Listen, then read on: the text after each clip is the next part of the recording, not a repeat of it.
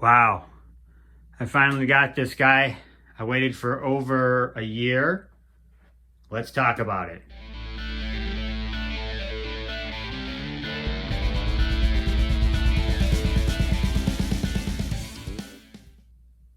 So really this statue, and I'm not really a statue guy. Uh, the reason why I was interested in it is really because of this comic here, the Clayton Crain Venom 7. This is my favorite cover of all time, and I was able to meet him and get these three and some others signed. He did this for Mark. I've talked about this before. And it's just an incredible cover. And I've owned a number of these over the years.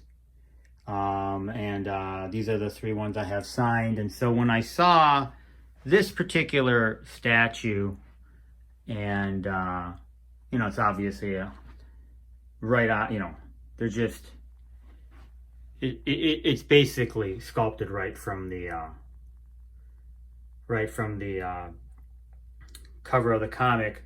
I was like, I gotta get that. It was expensive, but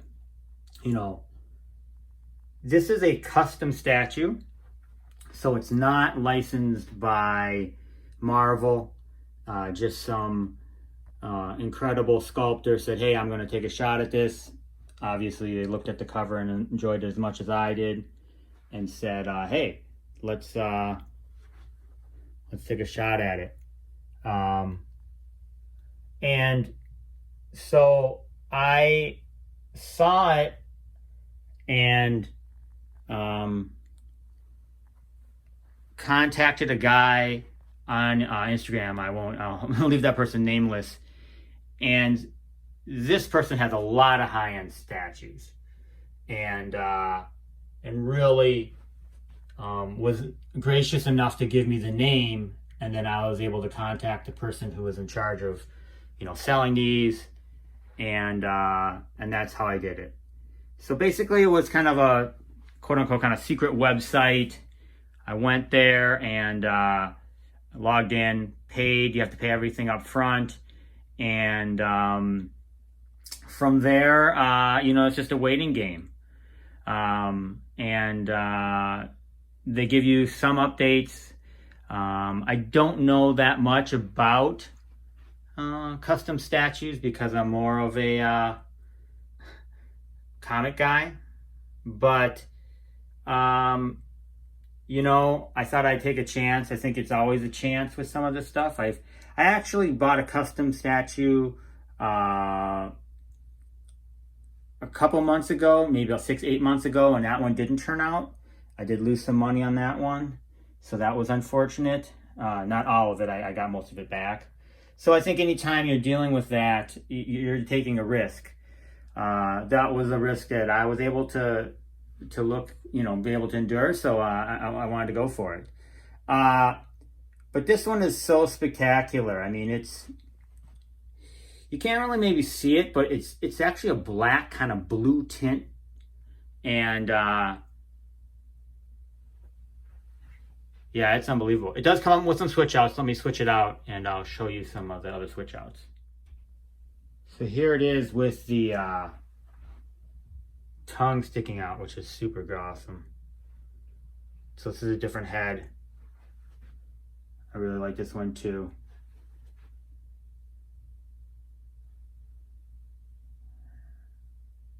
Let me switch out. We have different one more head, and then I'll switch out the gauntlet. Here is the other switch out head. Super awesome.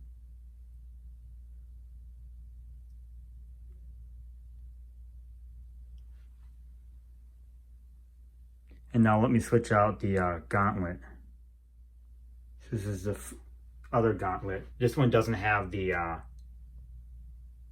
venom tendrils on it or whatever. And then one more gauntlet. This is kind of the FU one with Mjolnir. When I have the gauntlet, I can do whatever I want.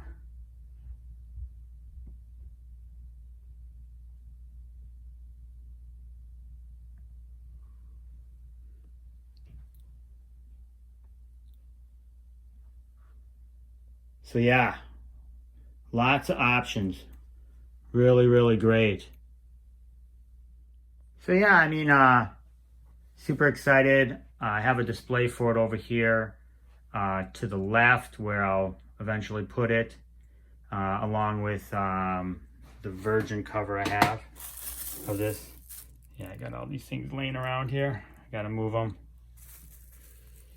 So I just wanted to talk a little bit about my thoughts on statues and displaying things, and you know, why would you buy something like this? It was super expensive. Does it have some resaleability? I think it does. I think it does. And really, and I've been wanting to do this video for a while, and that's just talking about collecting in general. It's such a weird thing. I do believe that it gets, especially now that mainly what people are talking to me about is the quote-unquote kind of investment element of it, because these books are really, really taking off. I mean, some of these books, they're worth thousands of dollars. They used to be worth hundreds of dollars, which was exciting, but when you're talking about thousands of dollars, I mean, that's a big number.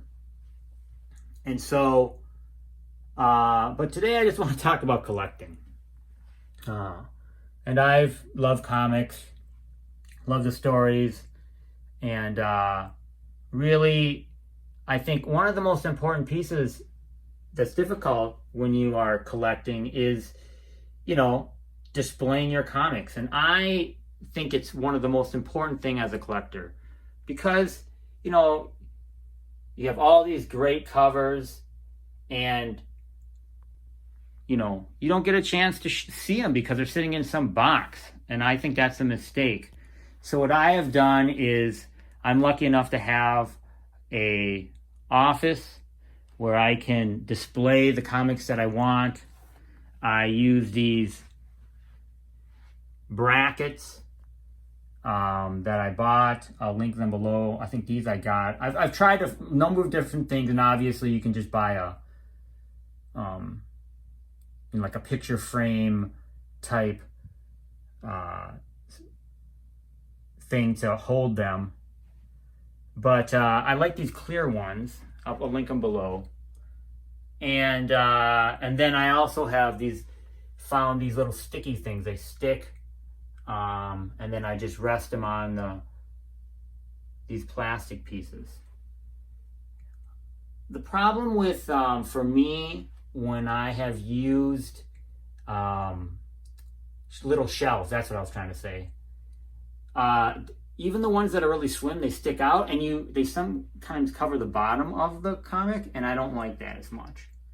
So I've found these little plastic pieces.